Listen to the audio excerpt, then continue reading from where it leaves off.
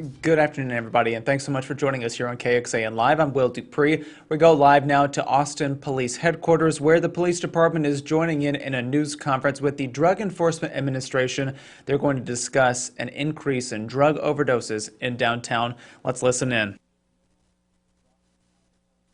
For questions after. Chief. All right. Good afternoon, everyone. My name is Jerry Bauzon. I get to be one of the assistant chiefs here at the Austin Police Department.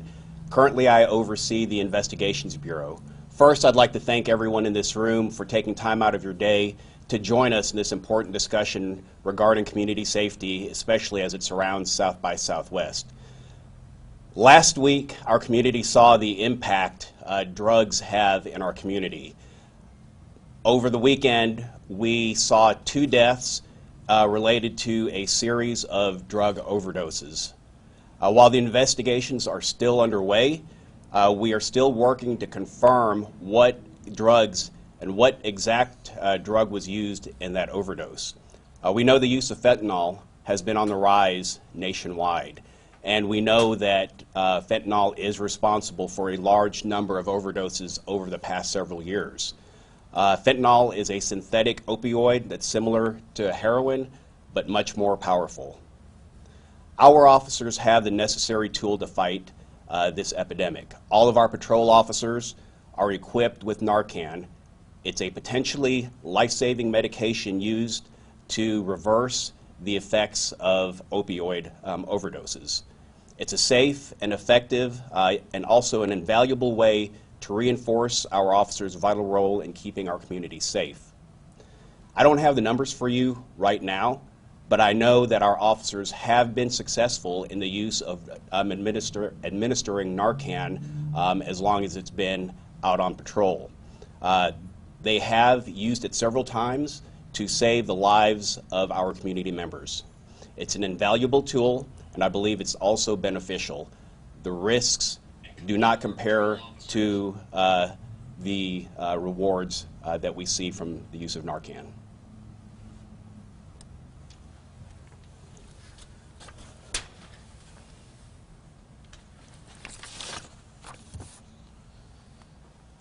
Good afternoon. I'm Daniel Como from DEA, Drug Enforcement Administration, from the Houston Field Division, which also covers the Austin area. We're here to basically tell you guys we're going to stand shoulder to shoulder with our state and local partners. We're really going to work to try to solve these problems of overdose. Unfortunately, right now there's a lot of counterfeit pills out in the community. We're seeing a rise on them. It's crossing all levels, all races, all ages, economic levels. It's going across every single one of them. And we're here to try to stop that. We want to work extremely hard with our partners to deter anyone from taking them. Now, as you know, we enforce the law. We try to put these criminal organizations in jail. But today it's really important that we try to educate the community.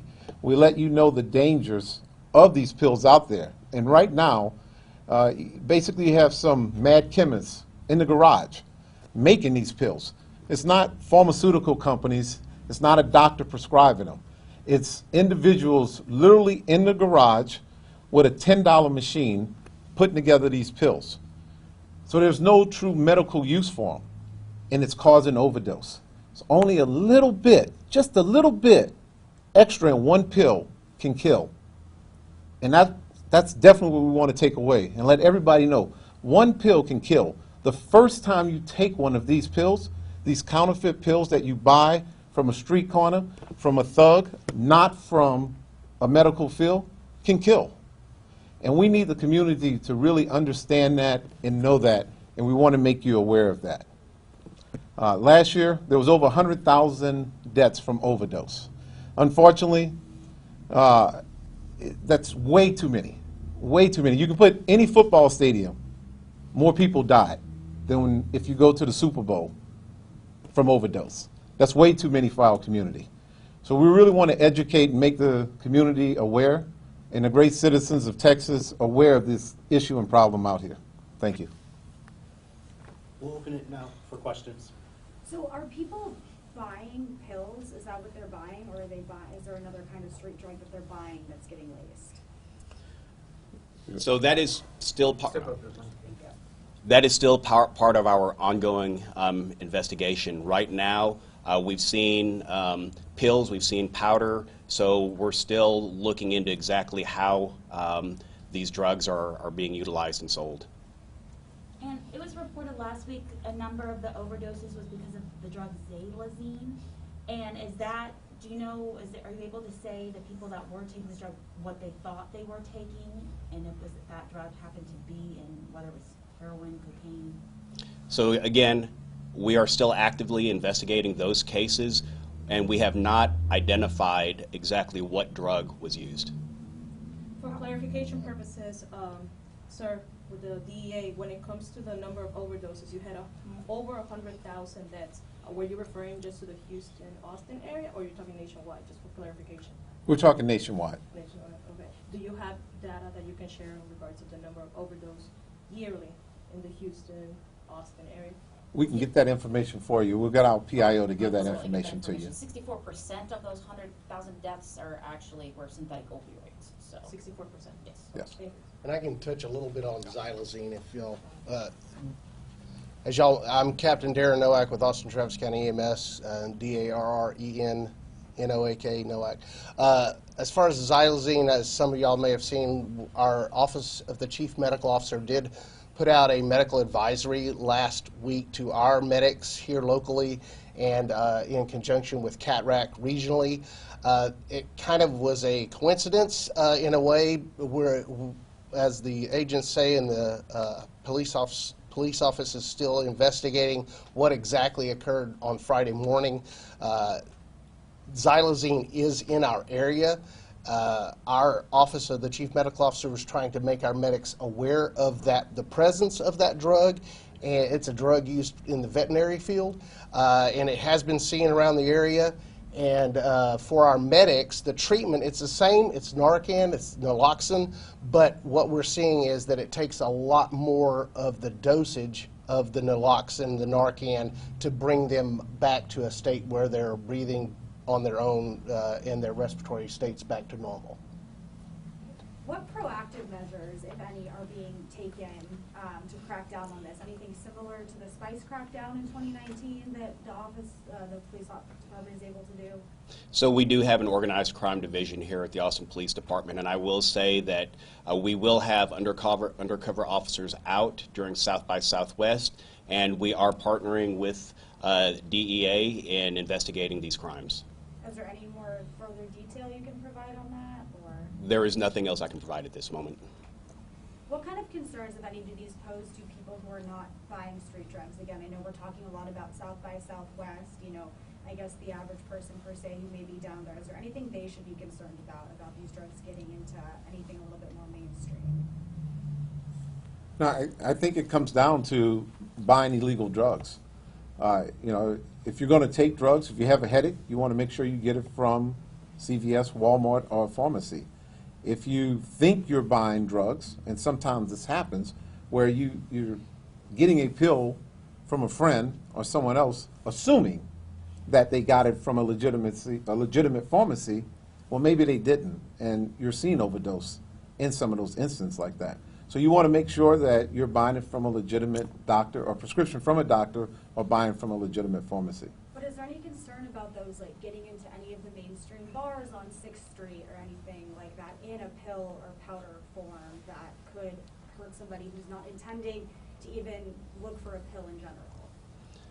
I would say there's always a concern when you're on 6th Street or any public place where you're consuming any type of liquid or any type of food. Just be very aware of your surroundings. If you're at a bar and you're ordering a drink, make sure you see the transaction. Make sure you see the bartender pouring the drink, or the waiter deliver the drink. If you're leaving to use a restroom or leaving for any other reason and you leave your food or drink behind, make sure that someone's there to watch it for you or bring it with you or cover it. It's my understanding that bartenders will now take a drink and protect it for you, so no one can drop anything in or place anything that you don't want in there for your return. Are you able to stress just the severity? I know you just said that that drug does require a higher dosage of Narcan. So if it were to get into mainstream, the side effects or what could happen compared to a different street drug? Is it more severe? So, yes, the xylazine is appearing to be more severe. Fentanyl in general, as you well know, is also a lot more potent as well when compared to morphine. You know, the dangers are out there. As the special agent said, it's across all socioeconomic, geographic barriers. Recently, we had, over a 1 weekend span of time, we had 4 teenagers, kind of like we talked about here, think they were consuming or taking some sort of other pill or drug. It wasn't that. They ended up, 3 of them in respiratory arrest and 1 of them was deceased. So we're talking about teenagers here. You know, another statistic from the incident on Friday that we saw, from a 48-hour period beginning on Thursday at midnight, our medics saw an increase of what the equivalent of would be for 2 weeks of overdoses presumed from opioids in that 48-hour period. In addition, the statistics showed an increase of what the equivalent would be 2 years worth of deaths presumed to be opioid related. If any of the opioids, what you're looking for in the opioids is a central nervous system depressant, so your breathing is going to go down, your heart rate's going to go down, your blood pressure is going to go down, you become unconscious, and then, you know, without the treatment of Narcan or ventilatory assistance, then someone can become quickly unconscious and die from that. Regarding the overdoses from Thursday through the weekend, this question's for you. Were the drugs ingested, smoked? Do we know any of that yet? I don't know the routes of those, but those specifically were opioid related. Unfortunately, just like my partners here with law enforcement and the DEA, we deal with overdoses of all kinds, all the time, every day, and all across the region. So, you know, we're unfortunately we're very versed in overdoses. What are the teenagers and others like them? What are the drugs that they think that they're buying? Is it X? Is it? It varies. We see, you know, once again, the response of EMS to overdoses spans the gamut, from everything to just a simple overdose of a child getting in maybe a prescription drug that they shouldn't have, to people intending to take something or thinking they're taking something and it ends up being something totally different that's manufactured in the garage, as the special agent says. Did you have anything to add to that? No, look, essentially, look, the drug cartels are out to make money. They will make any counterfeit pill to look like a different pill, to look like the original pill. So it could be Oxycontin, it could be Xanax. They're out to make money. So whatever the choice of that particular person is, if they want a Ritalin, say, they have counterfeit pills that look like Ritalin. So they're out to make money. They'll make them look like anything that one might take. So you can't get a legal prescription, but you can get an illegal one from the street. You take it thinking that it's from a pharmacy, not realizing it's from a drug cartel and a mad scientist in a garage making it, and then one pill kills you. Your life's over with. Is there anything else that's being done, maybe around the downtown area, to inform people that, you know, these bad drugs are going around? I mean, I know obviously you're speaking to us today and we're going to disseminate that, but there's going to be a lot of people from out of town and who may not, you know, tune into the local news or anything like that. Is there anything else that can be done to notify them about this? So, yes, so thank you for asking that. So, again, today is just one of many steps that we're doing, hoping that future visitors, especially in the upcoming weeks, will be informed about, right? We're trying to get that message out. We're working with our PIO and city PIO to put out public safety messages for visitors, and not just visitors, but even our regular community members who may not be aware of what's happening here. And it shouldn't just be once a year that we're informing everyone, right? This should be a message that we continue to do every day, every week, because again, we don't want our community members overdosing or dying when there is no need to. Would those messages be, in what form? Would that be like social media or posters downtown, anything like that? So I would say yes to all of the above, however we can get that message across. All right. Thanks, guys, for coming out.